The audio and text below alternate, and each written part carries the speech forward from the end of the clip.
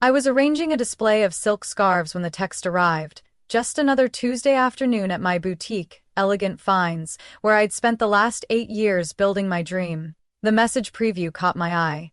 I'm done pretending. My hands stayed steady as I opened it. I'm done pretending to be happy. I've met someone who makes me feel alive again. I'm leaving you and moving to Vegas with Sarah. Already emptied our joint account? You should have seen this coming. Don't bother calling. The only sign that my husband of 10 years had just nuked our marriage via text was a slight tightening around my eyes. I slipped my phone into my pocket as Mrs. Rodriguez, one of my regular customers, approached with an armful of designer blazers. Claire, dear, these new pieces are gorgeous. She held up a deep burgundy blazer against her shoulders. Do you think this color works for my skin tone? My voice didn't waver as I helped her pick between shades, discussed the upcoming fall collection, and carefully wrapped her purchases in our signature gold tissue paper. Professional. Controlled. As if my world hadn't just shifted on its axis. You're such a blessing, Claire, Mrs. Rodriguez said as I handed her the shopping bags. Always so put together. Mike must be proud of what you've built here. I managed a small smile. Have a wonderful afternoon, Mrs. Rodriguez. The moment she left, I pulled out my phone again. 3 more texts had arrived. Don't bother begging. Sarah and I leave tonight. You're not getting any younger anyway. BTW used the joint card for our tickets and hotel. Consider it my parting gift, LOL. Sarah, his 23-year-old personal trainer, the one he'd insisted on hiring 3 months ago to get back in shape, the one who giggled at all his jokes and touched his arm when she thought no one was looking. I'd met her once, watched her wide-eyed admiration of my 42-year-old husband, and seen the warning signs clear as day. I waited until the last customer left before locking up the boutique. My phone kept buzzing with his messages, each one more condescending than the last. But while Mike was probably gloating over his grand exit, imagining me in tears over his betrayal, I calmly walked to my office and opened my laptop. The signs had been there for months. The late-night gym sessions never showed results. The sudden password changes on his phone, the mysterious work dinners that never matched his expense reports. 2 months ago, I'd found a receipt for dinner for 2 at Le Petit Bistro on a night he'd claimed to be working late. That same evening, I opened a separate bank account at a different bank. A week later, when he'd mentioned wanting to combine our accounts to simplify things, I had agreed cheerfully, while quietly moving my savings to the new account. The joint account he'd just emptied? It contained exactly enough to keep him from getting suspicious. About 2 months' worth of regular deposits. The rest was safely tucked away, with detailed records of every suspicious transaction he'd made over the past year. My phone buzzed again. I know the shop means everything to you. We can work out a fair payment for my half when things settle. My half? Of my business? I'd built myself, funded myself, and grown myself. But he complained about my long hours and called it my cute little hobby. I picked up my office phone and dialed a number I'd saved 2 months ago, right after finding that restaurant receipt. Karen Mitchell's office, a professional voice answered. This is Claire Anderson. Tell Karen it's time. He just made his move. The papers are ready, my lawyer replied. I'll file them first thing tomorrow. Do you want me to have him served in Vegas? No rush, I said, starting to screenshot his text. Let him think he's won first. I poured myself a glass of wine, the expensive Cabernet Mike had insisted was wasted on me, and settled in at my home office. Time to set things in motion. First, I called the credit card company. Mrs. Anderson speaking. I need to report fraudulent charges and cancel a card immediately. Of course, ma'am. Can you identify the charges? 2 first-class tickets to Vegas booked today. Hotel charges at the Bellagio, and I'll need to remove my husband as an authorized user. Do you have documentation of the fraud? Text messages from my husband admitting he used our joint card to book travel with his girlfriend after emptying our bank account. I'll be happy to forward them. The representative's professional tone couldn't quite hide her satisfaction as she canceled the charges. Mike and Sarah would arrive at the airport tonight to find their tickets invalidated. Their luxury hotel reservation? Poof! My phone buzzed again. Don't worry about the house. I'll let you stay there until you find something smaller. I laughed out loud at that one. Did he think he had any claim to my grandmother's house? Had his ego grown so large that he'd forgotten whose name was on the deed? 3 months ago, when I'd first noticed the signs, I'd started preparing. Not out of paranoia, but experience. I'd seen too many friends blindsided by divorce, scrambling to protect themselves after the fact. The changes in Mike had been textbook. Suddenly, password protecting his phone, gym sessions that left him more exhausted than fit, new clothes that screamed midlife crisis, mysterious work expenses, constant criticism of my obsession with the boutique, comments about how other women took care of themselves. I opened my insurance folder on my laptop. Inside were screenshots of every suspicious credit card charge, bank statements showing unexplained withdrawals, photos of receipts from restaurants I'd never been to, his texts complaining about my work hours, emails about his private training sessions. The boutique's financials were pristine, every penny accounted for. Mike had never understood why I kept business and personal accounts strictly separate. "We're married," he'd argue. "What's mine is yours." Apparently what was his was now Sarah's. My phone lit up with a call from his sister Jenny. "Claire, what did you do? Mike's freaking out about the credit cards. Did he tell you why he needed them canceled?" "He said something about a trip." "And Sarah?" Her voice trailed off. "Please tell me he didn't." "He emptied our joint account this morning and booked flights to Vegas with his trainer, then texted to let me know." Silence. Then, "That absolute idiot. Jenny, I love you, but I should warn you, my lawyer advised minimal contact with family during proceedings." "Lawyer? Already? Wait, how long have you known?" I thought about the signs I'd caught months ago, the lipstick smudge on his gym towel, the sudden interest in wellness smoothies that cost $15 each, the way he'd started staying late at work despite his company's new strict hours policy. "Long enough to be prepared," I answered. "Give your mom my love." As if on cue, another text from Mike. "Called mom. Told her everything. About how controlling you've been. How you drove me away. They understand." I forwarded the message to my evidence folder. Let him dig his hole deeper. My laptop pinged with an email from Karen, my lawyer. "Emergency hearings scheduled for Thursday. Given his admitted account emptying and documented credit card fraud, we're in a strong position. His girlfriend's social media is providing excellent evidence. She's been posting about their adventure all day." I opened Instagram. Sarah's latest post showed her at the airport, the caption reading, "Vegas, baby. Time to start living my best life with my soulmate. Age is just a number." The post has been updated. "Flight issues, but nothing can stop true love. Staying at the airport inn tonight. Tomorrow we try again. Relationships, new chapter. Living my truth." I screenshotted that too.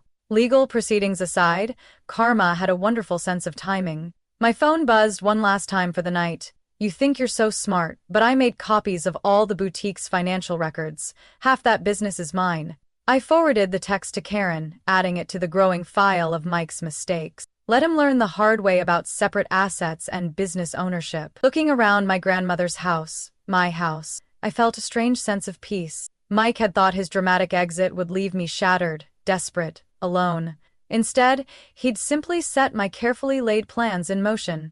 I finished my wine and opened my boutique's online ordering system. Tomorrow would be business as usual.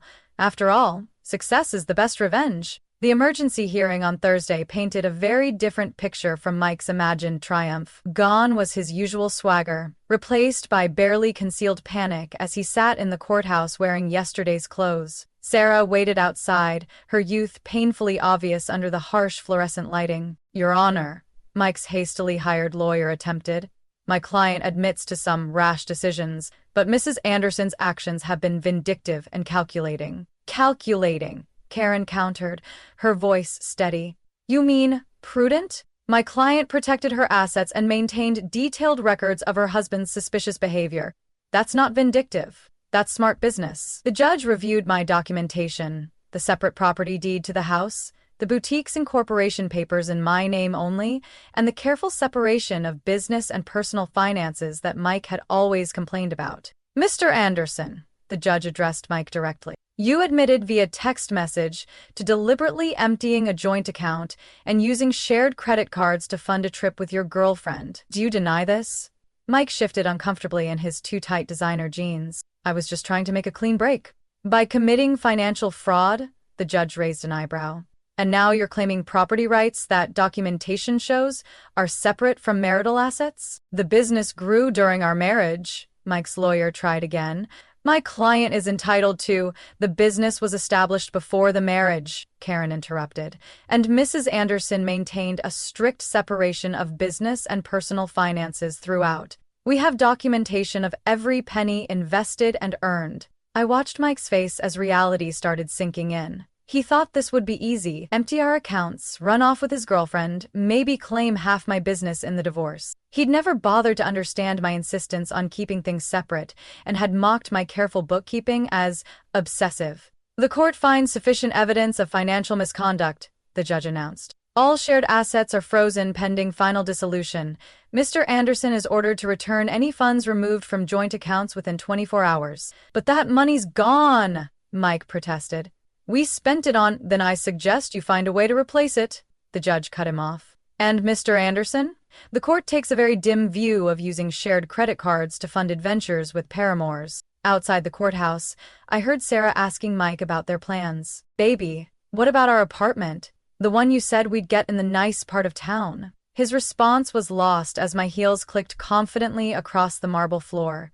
Back to the business he'd never understood or respected. The next few days brought a string of increasingly desperate moves from Mike. He tried claiming the boutique had been his idea. He suddenly remembered investing money in its early days. He even suggested he'd been my silent business partner all along, claims quickly disproven by my meticulous records. He's getting desperate, Karen observed during our update call. His girlfriend's latest social media posts show they're staying at her studio apartment now.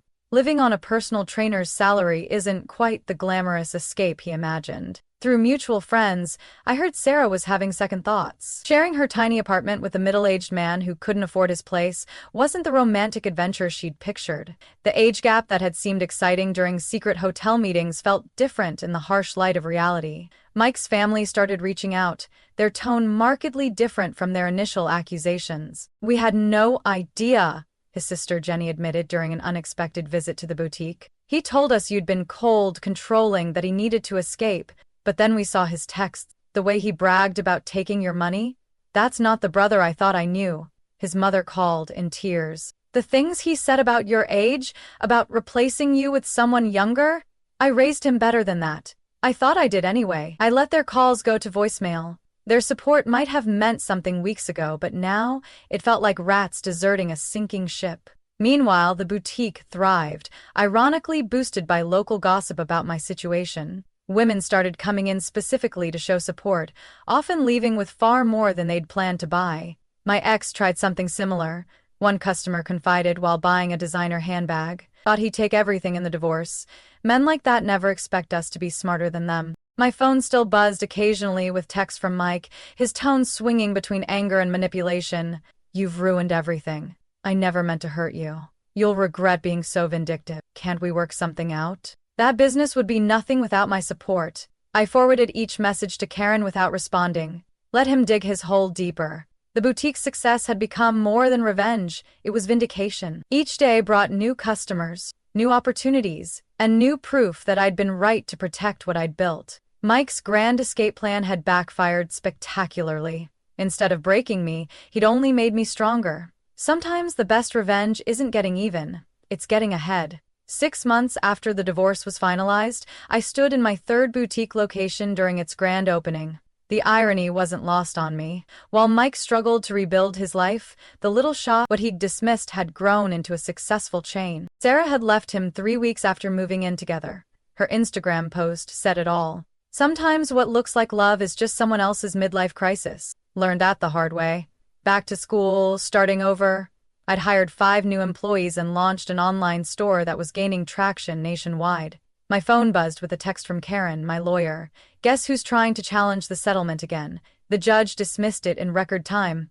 Ordered him to pay court costs, too. The aftermath of Mike's grand escape had been quite the show. He'd had to move back in with his parents, not exactly the fresh start he'd imagined for a man who'd mocked my age. His company's HR department had launched an investigation into his relationship with Sarah, who'd been a contractor at their corporate gym.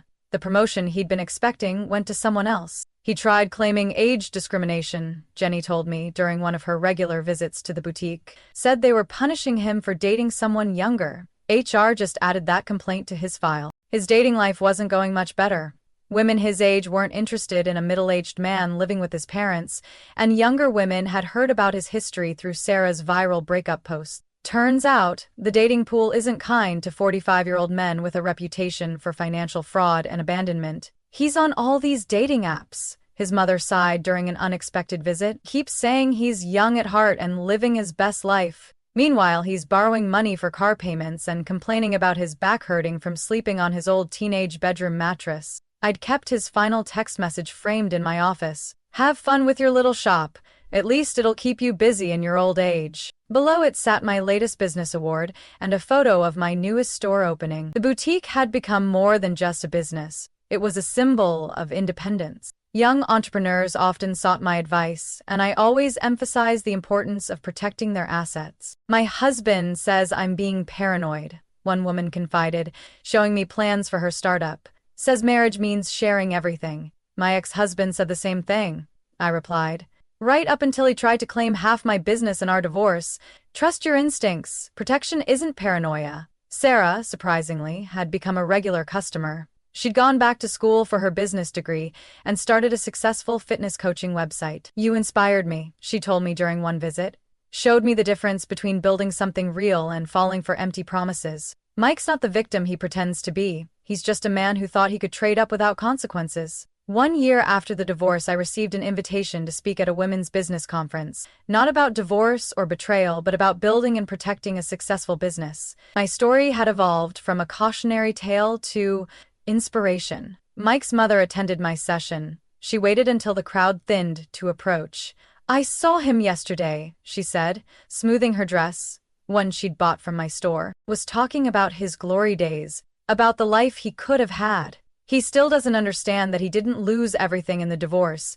He threw it away. I thought about that text message that started it all. His casual cruelty, his assumption that I would crumble without him. How he'd expected me to beg, to break, to prove him right about my desperation. Instead, I'd built something stronger than before. Each new boutique location was a testament to what women could achieve when they stopped dimming their light for insecure men. The young saleswoman I'd just hired, fresh out of business school, came over with questions about our expansion plans. As I explained our strategy, I caught my reflection in the store window. I saw what Mike had failed to see. Not a woman getting older, but one getting wiser, stronger, and more successful. His cruel text message had meant to be an ending. Instead, it had been a beginning. Sometimes the best revenge isn't just getting even. It's getting better, and better, and better.